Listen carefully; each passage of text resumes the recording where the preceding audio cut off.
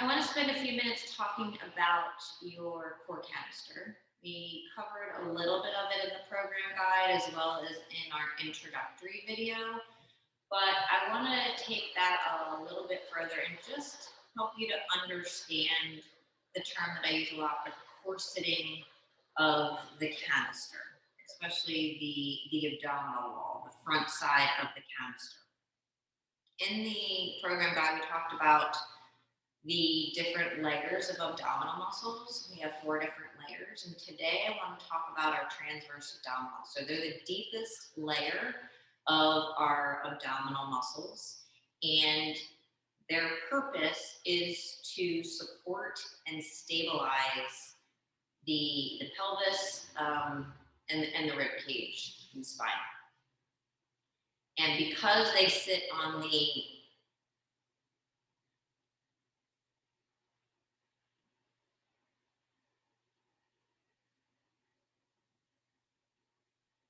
So this short video is to talk a little bit about the front side of our canister, the abdominal wall, specifically the deepest layer of our abdominal wall, the transverse abdominals.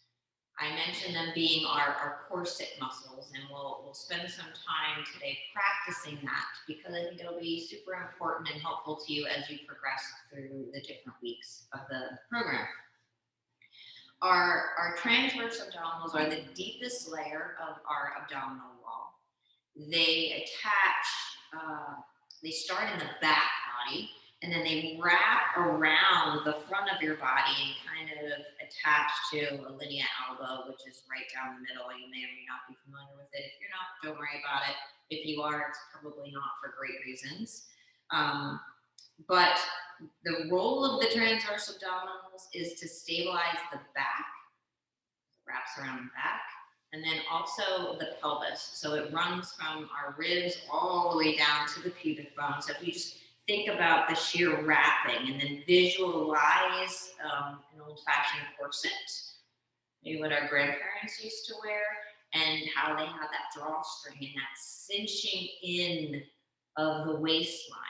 That's essentially why we're saying corseting the canisters, because just like that old-fashioned girdle of sorts, we would lace it up and cinch it tight to make our waistline smaller. That's essentially what we're doing when we corset our abdominals. Now, together with the transverse abdominals, we have the diaphragm and the pelvic floor, and then also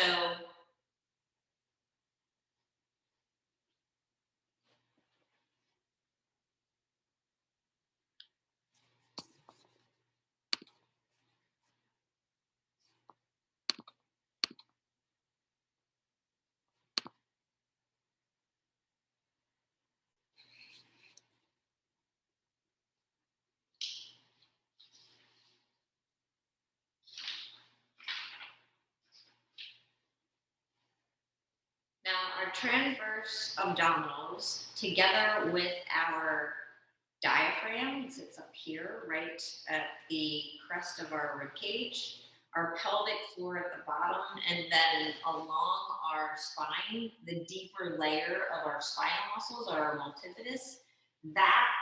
Those 4 muscle groups together kind of make up our canister of support. There's a lot more muscles in the canister, but just think of those 4 for right now as it relates to the corseting.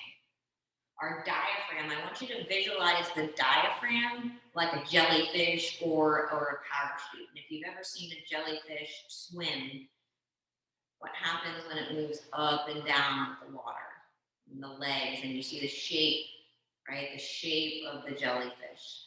As it rises up, it kind of hollows and lengthens, and then as it sinks down, it kind of flattens.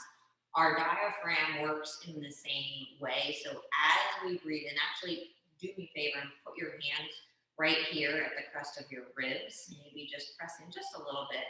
Close your eyes and take a deep inhale. Do you feel that downward movement, that downward sensation? That's the diaphragm descending. Let that go as you exhale. And then do that again. Close the eyes, take a deep breath in, feel that descending sensation. Bring your awareness to your pelvic floor. Do you also feel a descending of the pelvic floor? So I just want you to so you can do that a few times, but for the sake of your time, I just kind of want you to be aware of kind of how this all works together. Our diaphragm is important to breathing, why I've incorporated a breath practice, why I stress the importance of 360 degree breath. Well, all of these things work together with our movement. So if you think about going to reach for something on the top shelf, our diaphragm, our pelvic floor, our transverse abdominals. Our transverse abdominals are our stabilizing muscles. And because they work together with the diaphragm, the pelvic floor, and the back muscles, they all kind of wake up when we go to do these movements. And sometimes they don't all wake up with the same intensity or degree that we need them to. Maybe because we have used others more often than others in the group, if that makes sense. So without getting too much into it, I want to, now that I kind of have gone over the mechanics of what's on the inside, I want you to lay down on your mat. And we're going to go through a few exercises where I want you to just maybe close the eyes, listen to my cues. I'm going to give you several different cues. So I want you to listen to the cues and see if any one of those cues, or maybe multiple, makes more sense to you. Because different cues can mean different things to different people. Certain cues will resonate more with certain people than with others. That's the glory of having multiple cues, because hopefully at least one of them will work for you. So come lay down onto your back. And you can just bend your knees, let your feet rest. You can bring your hands to rest on your rib cage. And I want you to just lay your fingers across the rib cage and maybe bring your middle fingers to touch. Soften your eyes closed. Take a deep breath into your hands and observe what you observe. So take a full breath in. Full breath out.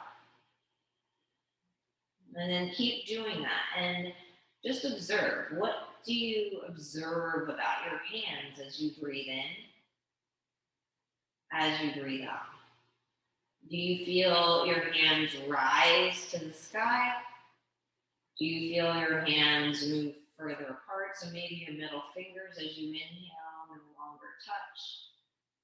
And then as you exhale, they come closer together. Maybe they do both. Maybe your hands rise and move apart. And then as you exhale, your fingers draw together and then down towards the floor. So just observe that for a few breaths. And then I'd like you to take your thumbs and place them on your bottom ribs. And then your middle fingers, no offense, but your middle fingers, I want you to put on your frontal hip bones. So there's those little bony hip points on the front. They're your as-is bones. I call them your as-is bones. That's the short term for what they actually stand for. But middle finger on those bony hip points, and then thumbs on the bottom rib. And now breathe in. You can keep your eyes open or closed, whatever works best for you. And breathe out and observe those two fingers. And just do that 2 more times, full breath in. And just observe what you observe. Maybe you don't observe anything with the fingers. Maybe you do. For me, I've been doing this a long time. So as I breathe in, I feel that my thumb and my middle finger, the distance between them, feels like they're further apart. And then as I exhale, I feel like I can draw them closer together. Or at least they feel like they're coming closer together. Okay, now we're going to do an exercise where I'm going to cue you to see if you can activate the abdominals such that they draw, if the distance between your fingers comes closer together. So take a deep inhale into your rib cage, and then exhale out the mouth until you're empty, and pause. Do you feel any sensation in the low belly? Do you feel maybe your low back got closer to the ground? Try that again. Deep inhale into the ribs. Big exhale out the mouth. Can you feel the thumb and middle finger come closer together? Maybe they do, maybe they don't. Don't worry if you don't. It's not a big deal.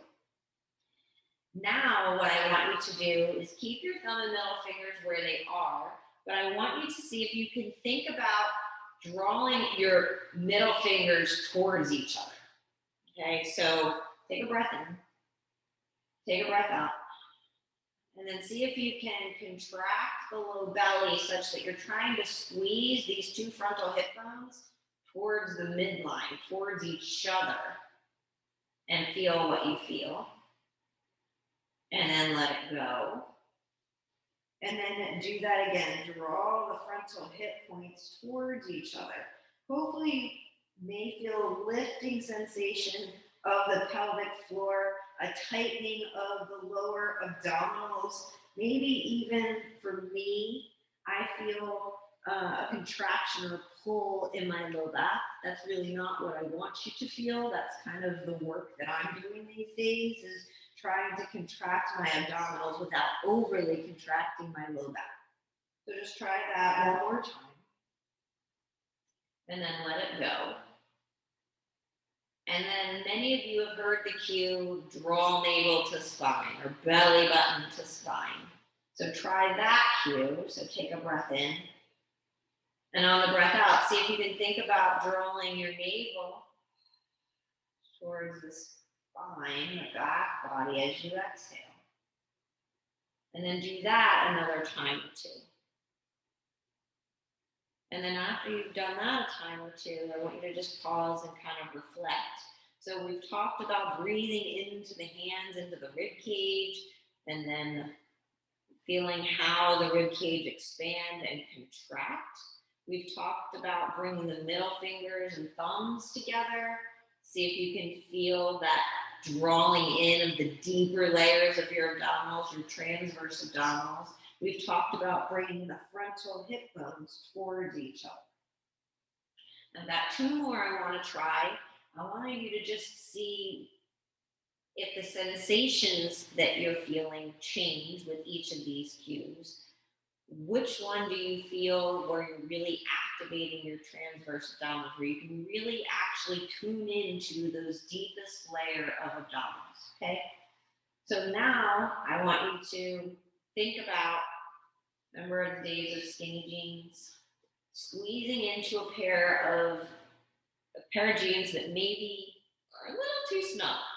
And you're squeezing in and you're zipping up the zipper and you're squeezing everything in.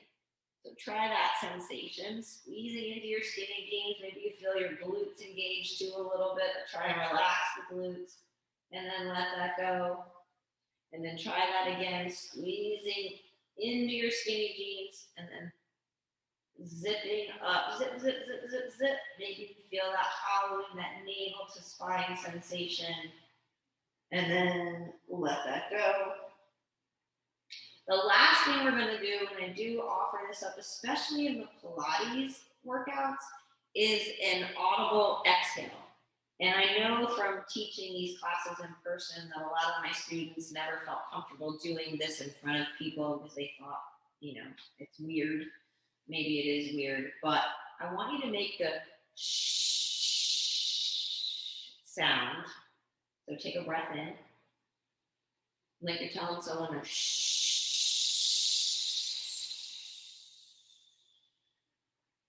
And see if you feel that contraction of the abdominals, the hollowing of the belly. Do that 2 more times. Deep breath in.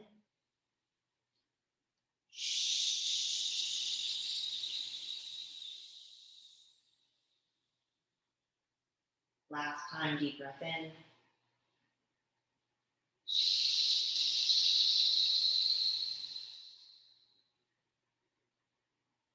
So again, we just kind of went over 5 different types of cues to try and help you find your transverse abdominals, the deepest layer, or part of our corseting muscles. Hopefully one of those worked for you. Whatever worked for you, all of them, hopefully at least one of them. If none of them work, please message me and I'll see if we can figure out a way to help you find your transverse abdominals over the next 30 days. Now, the next thing I want to talk about is our pelvic floor, so the bottom of the canister. Okay, as we get older, these muscles, a lot of our muscles get a little bit looser. Especially after you have babies, the Kegel muscles are stretched out and are loose. And so, and for some of us, they create incontinence issues. If you ever jumped on a trampoline after having a baby, you might know what I'm talking about. And so it's important to engage those muscles and contract them and strengthen them, just like we do our biceps, and we're here to work our core canister. That's part of our core canister. And so if you've ever done Kegel exercises before, that's what we're going to simulate here now. And so I want you to bring your awareness to your pelvic floor and your bathroom muscles, I'll call them. And I want you to think right now, I want you to put your left hand, the palm face down, but bring your left hand right to your tailbone, so palm flat, and then rest your tailbone on it, and then bring your right hand onto your pubic bone. And I want you to think about moving your right hand, which is on your pubic bone, towards your left hand. You should feel, if you can do that successfully, you'll feel your pelvis get heavier onto your left hand. You'll feel more weight on your left hand. And let that go. And then do that again. Pubic bone towards tailbone. And as you do that, do you not only feel more weight in your left hand, but do you feel a lifting of your pelvic floor, a drawing in and up? Okay, let that go. And then try that one more time. Pubic bone, right hand towards left hand. So not by physically, we're not tucking to make that happen. We're just seeing if we can draw our low belly down, heavying the back body towards the left hand, feeling the pelvic floor drawing it up. And then let it go. You can release your hand from underneath of you. And now I want you to feel where your tailbone was. I want you to see, without your hands, you can think about moving your tailbone towards your pubic bone. Tailbone, so think your tailbone will lengthen towards the top of your mat, and then feel that sensation of it lifting up, wrapping around and coming up towards your pubic bone. And see if you feel your pelvic floor muscles. And then let that go. And then do that again. Tailbone towards top of mat and towards pubic bone. Let it go. One more time. Tailbone towards top of mat and then towards pubic bone, and hold. And then release it. Okay, another way to do this is to think about a marble or a lentil or some small little round object. And you're going to try, please don't judge me, but just think about sucking that in through your bathroom muscles, through your labia. So holding it in and then letting it go. Sucking the marble up and in, or your lentil, or whatever bead you want, let it go. And then one more time, draw the marble up and in, see if you can draw it even higher, and then let it go. And then the last one that we'll try is stopping the flow of our urine. So that sensation where you really have to go to the bathroom badly, but you're holding it. So try and create that same sensation of stopping the flow of urine and then letting it go.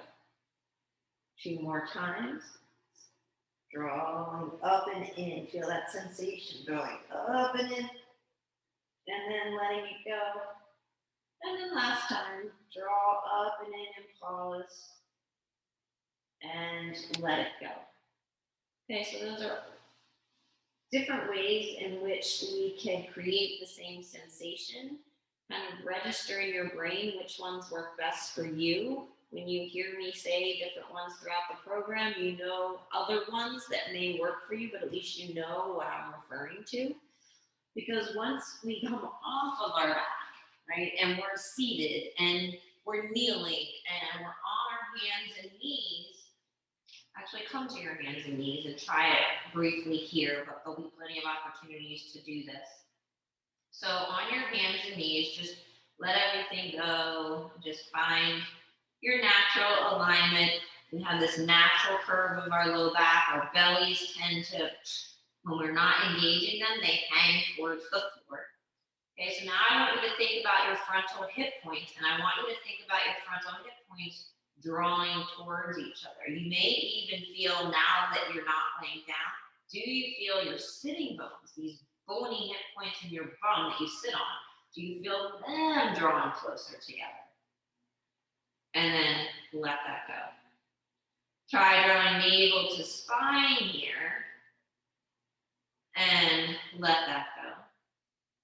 Think about your thumb and your middle finger at the bottom rib and your frontal hip points and drawing them closer together. And let that go. And for the sake of time, we'll move to our pelvic floor. Can you think about moving your tailbone towards your pubic bone? Remember, we're not tucking. We're using our deepest layers of our muscles to create that sensation like the tailbone is moving towards the pubic bone, even though it's not physically changing its location. Then let it go. And then draw in your little marble. Let it go. And then maybe stop the flow of urine. And let it go. So hopefully you found that helpful. You can always come back to this and keep trying this, because eventually, even if you don't get it right now in this moment, eventually it will start to make sense. And it is super important to be able to get that concept, because as the exercises get more challenging, we'll really want to make sure that we're bracing, we're stabilizing, to keep our body in a safe place as we start to add arm and leg movements. So if you have any questions, please feel free to give me a holler. Otherwise, I'll see you soon. Namaste.